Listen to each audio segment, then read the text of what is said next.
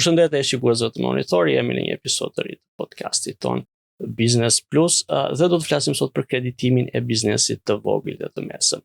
Vitin e kaluar, Banka e Shqipërisë miratoi një program mbështetje për këtë segment të ndërmarrjeve i ndërthurur më tej edhe me një skem garancie të ofruar nga qeveria shqiptare. Për të folur rreth rezultateve të deritanishme të këtyre programeve dhe në tërësi për ecurinë e kreditimit të biznesit të vogël dhe të mesëm, kemi të ftuar në podcastin ton zonjën Loreta Gogaj, që është drejtore e departamentit të SME-ve në Union Bank. Zonja Gogaj, përshëndetje dhe mirë se erdhët. Përshëndetje dhe mirë se u gjeta.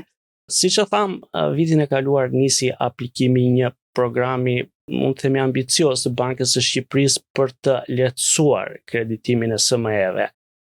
Nga këndvështrimi juaj, cilat kanë qenë rezultatet e deritanishme të këtij programi? Biznesi mikro, i vogël dhe i mesëm është shtylla kryesore e ekonomisë shqiptare. Domethënë, sipas Instat, 99.9% e bizneseve aktive i përkasin këtij segmenti. Dhe ato kanë një impakt drejt për drejt, qoftë në punësim, ku zën mbi 76% të punësuarve, apo edhe në vlerën që i shtojnë ekonomisë shqiptare. Kështu që kreditimi është shumë i rëndësishëm për këtë segment. Çdo vendim pozitiv që do impaktojë këto SME, patjetër që do ketë një rezultat të drejtë për drejtë edhe në ekonominë e Shqipërisë. Vendimi apo programi i Bankës së Shqipërisë për ndërmarrjet mikro të vogla dhe të mesme, kombinuar edhe me garancinë sovrane, është një nga vendimet më të rëndësishme për të mbështetur dhe për të suportuar këtë segment. Megjithatë, pritshmëritë janë të larta, rezultatet e deritanishme janë akoma larg pritshmërive, do të thosha, për të parë edhe gjatë 2026. Po, në fakt, ky program u shty edhe për vitin 2026, duke qenë që nga sa më thatë, ndoshta pritshmëritë ishin më të larta për vitin e parë të aplikimit të këtij programi.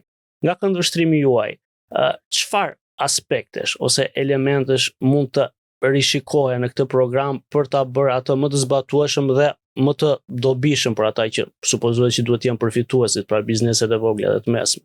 Në programe të tilla mbështetëse është shumë e rëndësishme që të gjithë aktorët të jenë pjesë e kësaj vendimarrje, pasi do të jenë ata që do ta përdorin, promovojnë dhe shfrytëzojnë këtë lloj programi. Kështu që sistemi bankar sot përdor programe të ndryshme garanci, të cilat janë të suksesshme dhe kanë treguar që mbështesin dhe suportojnë shumë kreditimin në SME.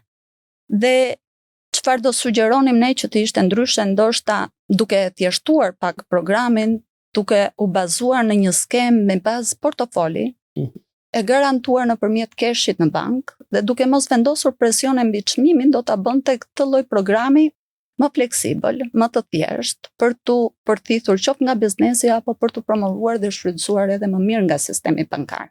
Pra, të kujtojmë, pak a shumë programi parashikon një marzh, mos gaboj, 3% mbi koston e fondeve për bankat, dhe ky lloj marzhi mund të jetë pak i ulët duke konsideruar shkallën e riskut, ndoshta në këtë segment të biznesit, por sigurisht edhe kostot e lidhura me vlerësimin e këtij risku, pra edhe me, po themi, kryerjen atyre analizave të nevojshme në terren për huamarrësit apo jo. Duke folur për segmentin mikro të vogël dhe të mesëm, patjetër duhet kemi parasysh që është një segment i cili ka dhe një nivel informaliteti pak më të lartë, edhe që shoqërohet edhe me një nivel dokumentacioni të një cilësie të caktuar, të cilat shkojnë paralelisht edhe me vlerësimin e riskut, bëjnë pak procesin edhe më të vështirë, apo marrjen edhe një kosto apo një risku më të lartë. Kështu që këto duhet të shkojnë të gjitha në një drejtim dhe në një vendimarrje që të ketë sens ekonomik dhe financiar qoftë për biznesin, ashtu edhe për institucionet financiare. Duke qenë se përmendëm elementin e informalitetit, në fakt ka qenë një nga sfidat madhore të kreditimit të këtij segmenti, pra sidomos kur flasim për biznesin e vogël, biznesin mikro, sigurisht edhe shkalla e informalitetit në përgjithësi perceptohet pak më e lartë, edhe sasia dhe cilësia e informacionit financiar që këto biznese janë në gjendje të mbajnë dhe të ofrojnë është ndoshta më modeste krahasuar me bizneset që mund të jenë më të mëdha dhe më të organizuara. Ju si bank si jeni përpjekur, po themi, ta adresoni këtë problem në mënyrë për të kredituar këtë segment biznesit? Duhet të themi në fakt që nga viti në vit pjesa e informalitetit ka ardhur duke u përmirësuar, patjetër që faktor të ndryshëm, qoftë ato që lidhen me digitalizimin fiskal apo administrativ, qoftë kërkesat e bankës për të dhënë mundësinë e kreditimit, apo programe të ndryshme që shkojnë në mbështetje të bizneseve, janë një shtys për vetë bizneset për të rritur këtë lloj formalizimi.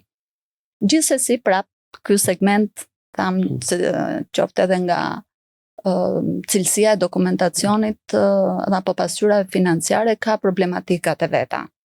Dhe banka jon është përpjekur që nëpërmjet krijimit të strukturave të dedikuara për këtë lloj segmenti, përqasjen nëpërmjet këshillimit të drejt për drejt me klientin, komunikimit apo vizitave direkt në terren, komunikimit me klientin për të kuptuar dhe për të vlerësuar riskun dhe kapacitetin pagues dhe për të marrë një vendim i cili shkon përtej një vlerësimi kolaterali, por shkon realisht në nevojë për të plotësuar planin e investimit për të cilin klienti ka nevojë. Gjithashtu, produktet e dizenjuara për këtë segment janë mjaft të rëndësishme, ato duan fleksibilitet dhe shpejtësi. Flasim për një kategori apo një përqindje të lartë biznesesh të cilët janë edhe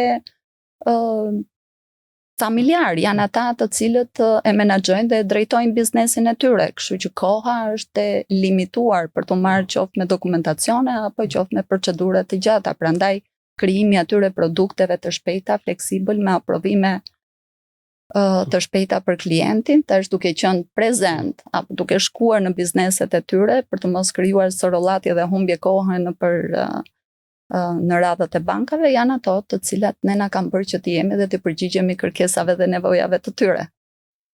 Nëse mund të flasim pak specifikisht për kreditimin e bujqësisë të fermerëve. Në fakt, kur promovua kjo skemë, u vendos edhe një theksi veçantë tek mundësitë që ajo shtronte për të kredituar fermerë. Siç e dim, kreditimi i bujqësisë në Shqipëri ka probleme, pra bujqësia ngjelet një sektori nën kredituar dhe dashje pa dashje janë përpjekur palët e interesit gjithmonë të gjejnë mënyra, skema, mekanizma për të rritur disi aksesin e fermerëve në bujqësi. Ju keni një eksperiencë edhe personale me po themi kreditimin e sektorit agro.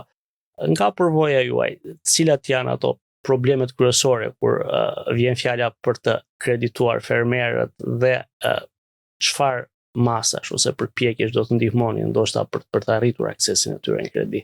Është shumë e vërtet, sektori agrobiznesit është një sektor të cilin unë e dua shumë, nisur dhe nga përvoja personale, sikurse po flisnim dhe pak më parë, ato janë biznese të cilët e duan punën e tyre, sakrifikojnë shumë dhe japin shumë nga vetja dhe nga jeta e tyre për të zhvilluar këto biznese, kështu që patjetër kanë dhe nevojë dhe një suport nga sistemi bankar për produkte të cilat janë të dizenjuara sipas fluksit të tyre të pagesave, problematikave të ndryshme që ata mund ta hasin.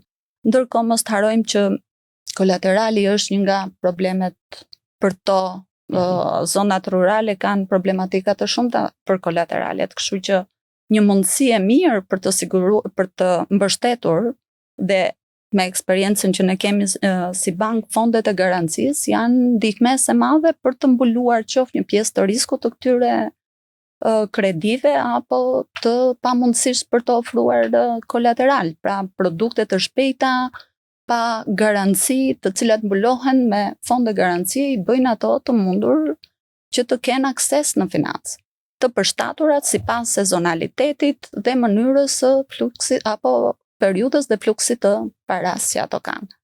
Në Union Bank deri tani cila është po themi ajo përmasa e arritjeve tuaja në kreditimin e bujqësisë, sa keni arritur të depërtoni në këtë segment? Union Bank ka rreth 3-4 vite që ka hyrë në sektorin e bujqësisë, patjetër me mendimin që aty ka mjaft mundësi dhe ne duam të jemi të kemi një rol aktiv. Kemi mbi 200 klient në këtë sektor dhe me një portofol mbi 28 milion euro. Dhe shikojmë dhe kemi besimin që do vazhdojmë të rritemi në mënyrë të kënaqshme paralelisht me brenda segmentit të SME-s. Në përgjithësi, cila ka qenë lehtësuria e kreditimit të SME-ve gjatë vitit kaluar, sepse në tërësi kreditimi ekonomisë ka ndjekur një cikël pozitiv në vitet e fundit. Nëse flasim për SME-t në veçantë, si do ta vlerësoni trajektoren e rritjes së kreditimit? Në Union Bank, SME është një segment shumë i rëndësishëm. Domethënë ka një fokus të veçantë dhe Unioni ka aktualisht 20 vite eksperiencë në treg. I shërben me shumë kënaqësi mbi 20.000 bizneseve, nga të cilat mbi 99% janë biznese SME. Portofol kreditor mbi 280 milion euro dhe me rritje vjetore mbi 20% rreth 3-4 vitet e fundit. Pra ka një ecuri pozitive të qëndrueshme ndër vite, veçanërisht në sektorin e SME-ve. Dhe qasja jonë për këtë sektor, patjetër, apo për këtë segment biznesi është krijimi një marrëdhënie afatgjatë të qëndrueshme, besimi, duke qenë në terren, në prezencë, duke folur, duke komunikuar dhe duke parë nga afër nevojën dhe problematikën e klientit. Për sektor të rëndësishëm siç janë bujqësia apo turizmi apo agroturizmi, prodhimi apo shërbimi, ne krijojmë paketa të dedikuara, jo vetëm kredin, por të gjitha produktet dhe shërbimet bankare në mënyrë që t'i shërbejnë sektorëve të caktuar dhe të adresojnë edhe ato sfida për të cilat ne përmendëm. Për ne është e rëndësishme që të jemi pranë tyre dhe aktualisht me një network prej 33 degësh dhe me një staf shumë të kualifikuar, të motivuar, profesional, që ofron këshillim të dedikuar për klientët tanë, ne kërkojmë të jemi jo vetëm një partner biznesi, ne duhet të jemi partneri në gjithë rrugtimin e tij. Nëse flasim për aktivitetet dhe veçanta ekonomike, nga përvoja e Union Bank, në cilët sektor keni pasur rezultate më të mira në kreditimin, kuptohet në këtë segment të biznesit, pra të SME-ve? Praktikisht ku shkon më shumë kredia për SME-t, për çfarë aktivitetesh? Sikurse e përmenda, patjetër edhe në linjë me ekonominë shqiptare, turizmi është një nga sektorët që ka marrë vitet e fundit një fokus shumë të veçantë, shoqëruar kjo edhe me agroturizmin, të cilët janë bërë një pjesë. Patjetër, pjesa e shërbimeve të ndryshme, gjithashtu pjesa e digitalizimeve, investimeve në IT, janë gjithashtu sektor që vitet e fundit kanë marrë një pjesë të rëndësishme edhe në kreditimin e biznesit. Për vitin 2026, cilat janë pritshmëritë tuaja? Besoni që do të kemi një vijimësi të rritjes kreditimit me ritme relativisht larta, siç ka ndodhur në vitet e fundit? Jemi pozitiv, patjetër presim një rritje, sikurse tham, Union Bank ka një qëndrueshmëri dhe një stabilitet në zhvillimin e kreditimit. 2026 do të jetë një vit pozitiv, besojmë të njëjtat përqindje rritje si vitin e kaluar, në sektorët me fokus për të cilët ne thamë edhe më parë. Këtë vit ne festojmë 20 vjetorin tanë dhe për te arritjeve dhe te kalimit të objektive duam të festojmë edhe bashkëpunimin afatgjatë me klientët e partnerët tanë.